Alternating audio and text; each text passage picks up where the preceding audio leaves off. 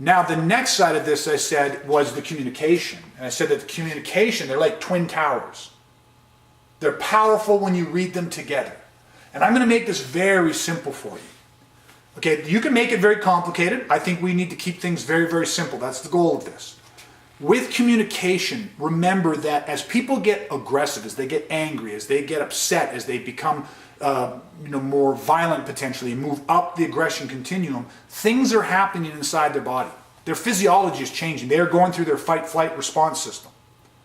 And that will have an effect on their ability to communicate. It has effect on them cognitively. It has effect on them verbally. So how does it work? When people are first getting upset, some of the verbal indicators that would tell you they are lower on the aggression continuum is that they are actually coherent, they are on point.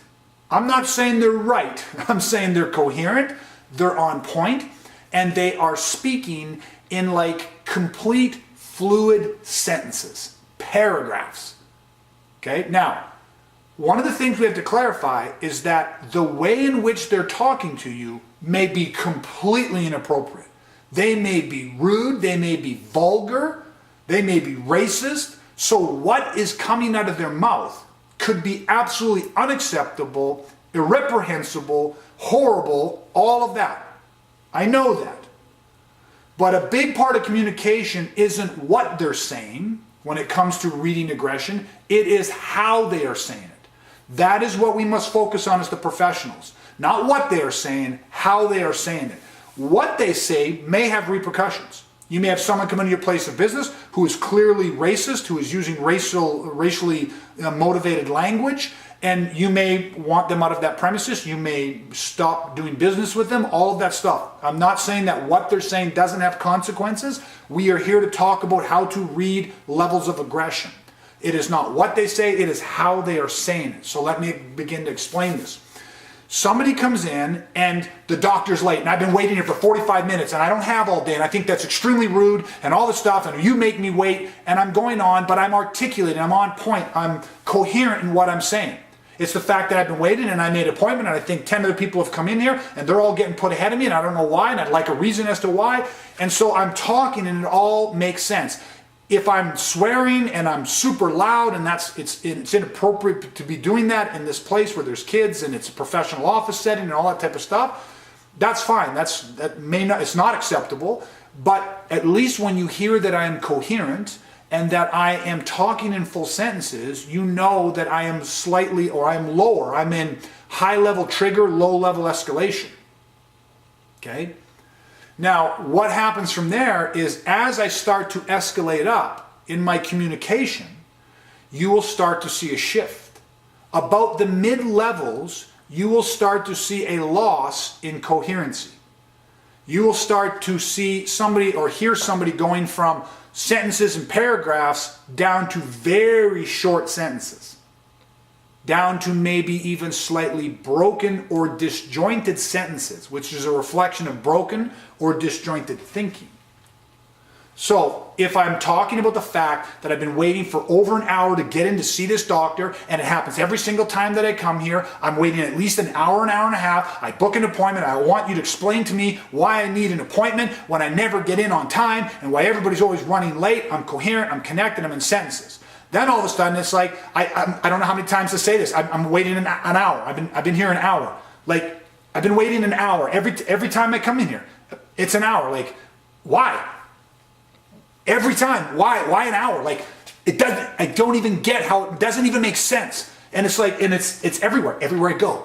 It's like, why am I always waiting? It's like everybody else comes in, go in. Me, wait, sit here and wait. Why don't I get my prescription filled? Like every time I come here, every time I'm here, it's like, it's always me. Every time I come here, it's hassle. Do you see how my language, how I'm speaking became fragmented? It started to wander off topic from every time I come here, every time, and then all of a sudden it went to like, it's always everywhere I go. It doesn't matter if I go out to eat, I go, it's like it's at work. It's like all of a sudden now, it's like I'm pulling examples, like I'm talking about work, I'm talking about home, I'm talking about everybody. It's becoming disjointed. It's becoming off topic and off focus. That is a sign that my physiology and the escalation is coming to a point where I'm losing blood in the forebrain. Okay, so you lose blood in the forebrain. When you lose blood in the forebrain and you get so much adrenaline and so much vasoconstriction in your body's redistributing all the resources, you will literally it will start to affect cognitive focus, and it'll start to affect your ability to speak. And then what you're going to see, so that's about mid-level when they start to become disjointed. And you can see at this point, if you're trying to implement communication tactics, you're trying to influence through verbal discourse, you have the opportunity to do this, but you're going to start to see in that the need to have to be really strong, clear, and simple in your commands, because even their hearing starts to get shut off. They start to experience something called auditory exclusion. So what happens is, in the beginning, they might be inappropriate, loud, rude, racial, racist, whatever it is, but it's not what they're saying, it's how they're saying it that we need to pick up on. So full sentences, paragraphs, all of a sudden they start to go half broken, disjointed sentences, paragraphs, thinking. They start to wander and lose focus. Now, at the high levels, where you start to have some serious indicators and problems, you will see that deterioration to just an extreme. They will literally go down to saying one word. From paragraphs to short sentences to one word. From one word, they will start going down to grunts and growls. They will literally lose the ability to speak. You will see the pierced lips from the physical body language. You will hear them just making sounds and noises. Of course, this all connects to the physical. We'll talk about it in a second, but let's just give an example of it. So all of a sudden, I'm focused in on the fact that I've been waiting for an hour. And every time I come here, I'm waiting an hour. I book an appointment, I come in, I sit, I wait. Every person that walks through that door, every single person gets put in front of me. And that's people that I know go to the same doctor. Every time I come here and I try to fill a prescription, I end up waiting. You got to call the doctor when I know the doctor faxed it in. I know the doctor, every single time, I know that there's 5 refills on that. Every time I come in here, I live literally 5 blocks away from this. Now you start to see the deterioration. It's every time, oh man, every time I come in here every time and like, it's the same thing. It's the same prescription. It's the same prescription. I come in here every single, they don't, always it's me waiting. It's like, if I'm late for work, I'm waiting here for an hour. It's an hour. I can't even, oh man. I need to see it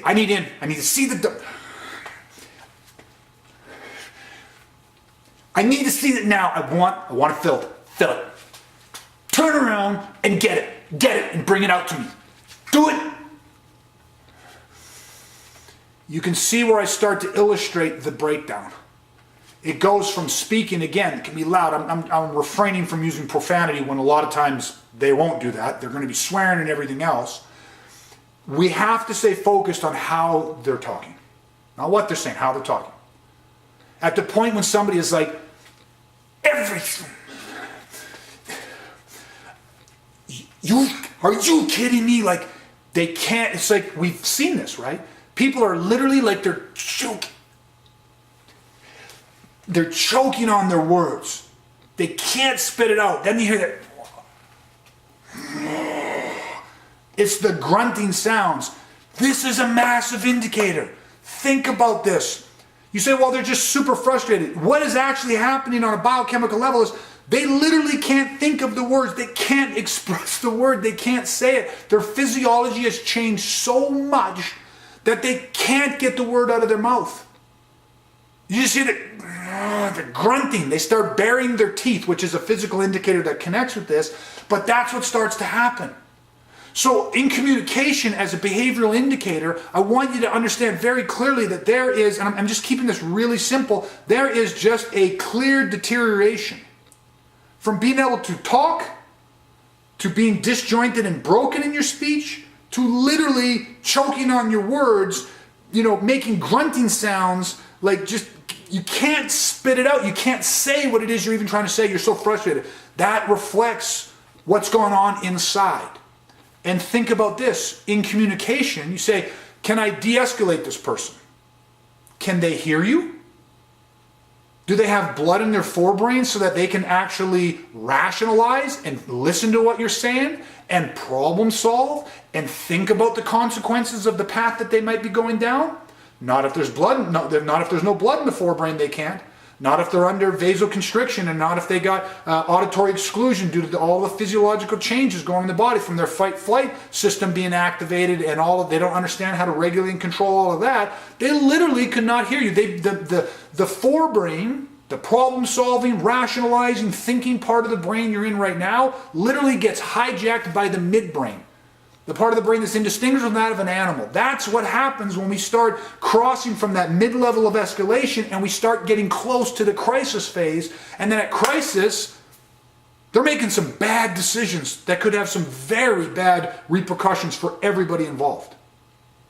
So the body language and the communication, those two twin towers, if we put them together, we have the best chance of recognizing and reading aggression. Because you probably saw it a little bit. I was trying to just, when I did the body language, do the body language, doing the communication, trying just to focus on the communication. But even trying to role play this, trying to act this out, it is very difficult to not have some of the physical body language cues come out with it. And I hope you saw that. So if we try to put some things together with this, we come in and we have a situation, we have a patient, we have a client, we have somebody who comes in here and is extremely upset because, listen, I've been waiting. Oh man, every time I come here, and you can see the head tilted back, the shoulders back, I'm talking, like every time, man, I come in here and I wait. This is extremely frustrating to come every time and have to wait. It's extremely frustrating to come here every time and to not get a prescription filled. Like I don't understand. I just don't get these things. And so if you could help and explain this to me, you can see that. To where it's like, I'm done. I'm so sick of waiting here. And every time I come in here, you're not doing this for me. And I'm so sick of it. And it's like, why every time does it seem like every single other person that comes in here, they get what they need, but I'm not getting what I need. And every single time, and it always seems to be you. And I'd like to know why it is with you. Do you have a problem with me? Is it something with me? Is it because I'm this, whatever it is? See, now I'm in that mid-level. You can see my body is extremely agitated. I'm talking, but I'm still putting together these sentences until all of a sudden it's like, it's like, what did I do to you? I mean, every single time, like, I want it now. I want to see this now. I want that. I want it now. I'm done. I'm done waiting for this. No, screw it. I'm done. I want this. What? Oh, so call him. Call the police. See, what are you going to do? Because I'm waiting the hour. It's me. It's not you. It's me. It's not you. It's always on me, but now you turn it on me. What'd you say to me? Just say it again. Do it again. Yeah, I want it. I don't give a shit. Don't tell me that. Back up. Don't get in my face. I'm done. Everybody, somebody else? Who else? You? You got some? Anyone else? And you just get to these levels and you can see the deterioration start to happen. We bring it back a little bit. It is so important to watch this and to see it because it is scary. And when somebody gets in front of you to see this escalating out of control, it's like being on the sidelines and watching a car hit some ice or slide, and you can see what's coming. You see a group of people on a curb, and you see this car just flying, and it's like it's gaining speed as it moves towards them, and it's scary as hell. That's to watch it from the outside. To be in that group of people and see that car losing control, careening towards you, it's terrifying. Focus and fear can't exist in the same headspace. They can't exist at the same time. If we don't have something to focus on, the fear will run rampant in us. It'll take control of us. It'll paralyze us. In moments of crisis, in moments when we're dealing with people that are upset, from trigger phase to escalation phase to high levels of crisis phase, silence doesn't work. We know this. Silence has never worked. We must read their body language. We must read and understand their communication skill sets. We must read and understand their behavior patterns, if possible, and put these indicators together to tell us what course that we need to take. When people are low level to mid level, We can use great tactical communication. We can stay locked into our professional selves. We can use great tactical communication techniques, and we can influence them. We have the best possible outcome from that. We have the highest opportunity for the best possible outcome. And the last part of it is we always have action. We can remove ourselves from the situation. We can call the authorities. We can bring other people in to help and assist with this. We can do all of this, and we can do it with certainty. This is what it is for us. You see, we cannot control the actions of others. So verbal communication, it does not work 100% of the time, but you know what it always does? Decisive action. What takes the stress out of it for us is knowing when we should do something. It can be stressful calling the police for help. If we think about that for a second, what do you mean? Well, if I need to call the police for help, that wouldn't be stressful. It can be. It can be totally stressful. Because people will literally worry themselves as to whether or not they're justified in doing that. And by the time they go, yep, I'm absolutely justified in calling the police, it's too late. You got a maniac tearing your office apart. You got somebody physically assaulting somebody else. Why? Because we didn't see the cues, we didn't understand the cues that would have told us to call the police at this point before it becomes here, before it becomes the crisis. We didn't see the point that would have told us to de-escalate and to remove ourselves from the situation and to use a myriad of other tactics to help us get out of that situation or to bring others into it so that we could handle it in a way where everybody stayed safe. How do you think those decisions are made?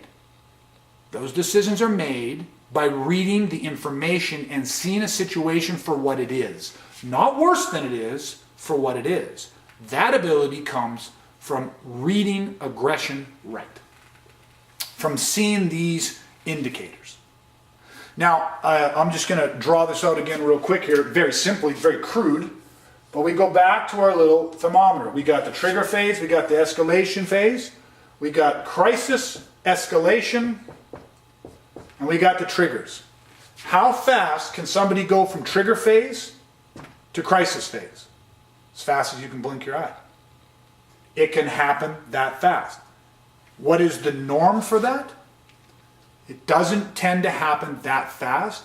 It tends to progress in what we call mutate.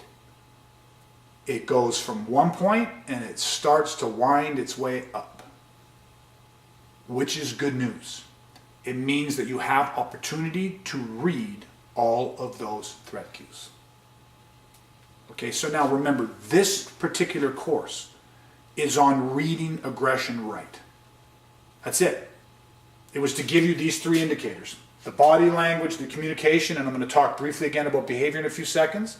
If you see the indicators, then you can determine if somebody is in low trigger, if they are in escalation, or if they are close to crisis. If they are close to crisis, we want to go to action. When they get to high levels of escalation, when they get to that midpoint, when they're at that midpoint, that is when I like to take my actions. Down below mid, anywhere down here, I'm still communicating. I'm working to resolve it through verbal discourse. When they start to get to those mid levels, when I start to get disjointed and broken language, when I start to get the really pierced lips, the flush red face, you'll actually start to see the red drain out of their face. That's blood literally draining out of the forebrain. When they start getting the indicators from mid up, that is the times that we need to remove ourselves from that situation. That is the times that we need to bring other individuals into this situation. That is the time that we take a decisive action to make sure that we stop the escalation and protect ourselves as well as everybody else, including the individual who is escalating. That is just where I like to kind of set a general guideline. Of course, this is all dependent on your skill, your predisposition, your experience, your depth of knowledge, your comfort level dealing with people. There are absolutely skills and tactics and knowledge that could help you take somebody that is slightly higher or imminent crisis and help you de-escalate that. But that takes a different level of knowledge and skill set. I want you to be safe. I want you to be able to read the signs of aggression. Now, I'm going to jump back real quick to the third one, which was the behavior. I spent a little bit of time talking about this already. Behavior is one of those things, like I said, that if you don't have a baseline, to know their standard behavior.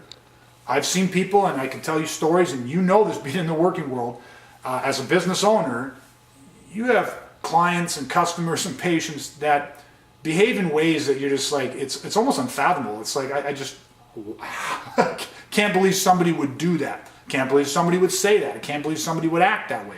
Yet that's unfortunately normal for them. The big indicators, and what I would say about behavior, is if and when you see a shift. Somebody's in the waiting room. Somebody's standing at the counter waiting patiently. And then all of a sudden, they're not so patient. Or all of a sudden, when it's their turn and you're going to serve them and you're going to talk and interact with them, all of a sudden now they went from calm and patient to all of a sudden very upset and agitated. There's a shift in behavior.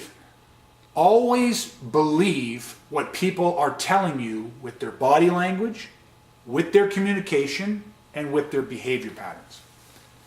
If you're seeing shifts in behavior, that is not a great indicator, especially obviously if the shifts are negative in nature. So the way they talk, the way they treat, the actions they take.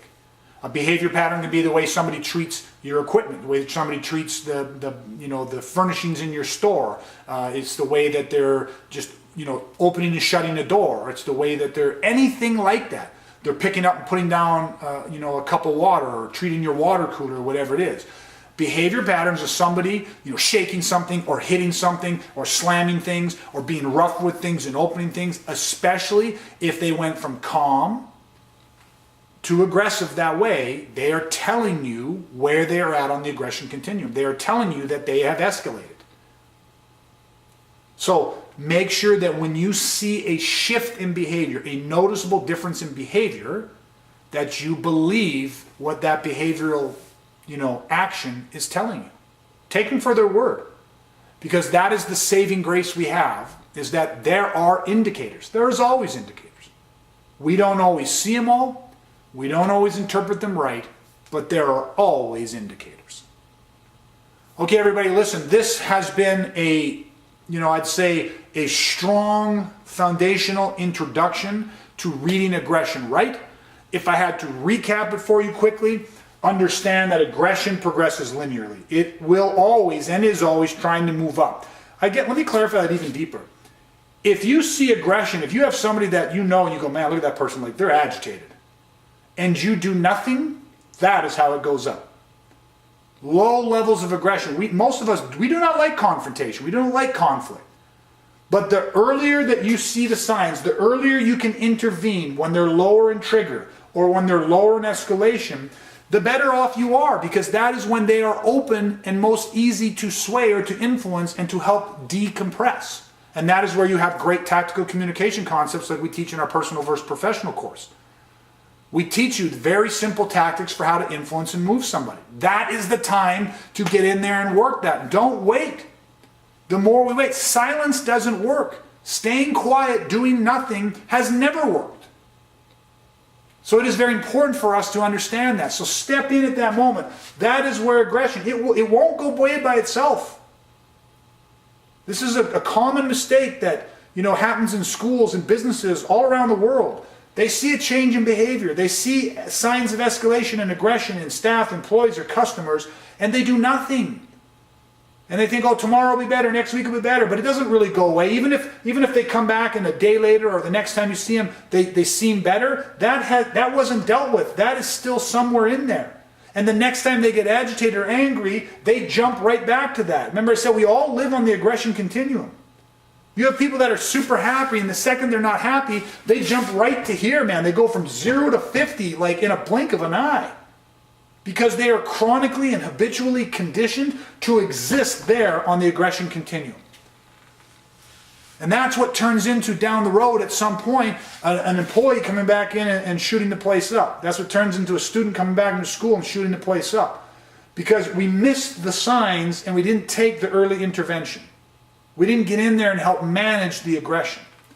We're waiting for it to become a crisis. And then we're trying to do things like nonviolent crisis intervention. It's too late. It's too late at that point. This is where we want to see it. So the first point was understanding the aggression continuum. Silence doesn't work, we take action. The second was saying there is literally only 3 areas of study: the body language, the communication, and the behavior. Learn the indicators and the signs. Review this. Go back and watch this. One of my favorite things to do actually when we go to the body language section is hit mute. Don't listen to what I'm saying. Just watch my body and watch and try to figure out, oh yeah, right there, low level, trigger, escalation, crisis, clearly. Crisis, trigger, escalate. Just read it. See it and get good at it. You'll know it. And you'll see those exact same signs. You're not going to notice every detail, but you will see it. You will, what we call thin slice it. You will see just in somebody's physiology, and you will have an intuitive moment to go, okay, I need to step over and say, sir, you know what I mean? Listen, can I help you today? Or what's this? Blah, blah, blah, blah, blah. And you'll deal with it. Or you'll see it and be like, you know what? Can you get so-and-so out here? I'm going to need some help dealing with this. Or you say, you know what? I think we need to call somebody. Let's have the police come out. Clearly, just I can see from the body language. Okay, plus then you know it off the communication. And then you see and you watch those behavioral shifts. Put the 3 of them together. It's going to give you what is my greatest wish. It's going to give you the information to make a decision with certainty. Action saves lives. Action prevents catastrophes. Action. Action, action, action. It works. But when we don't have the right information, we don't have the confidence in that information, we don't take the action, we wait, we delay, and then we're caught in a reactive state. And unfortunately, that's what creates victims.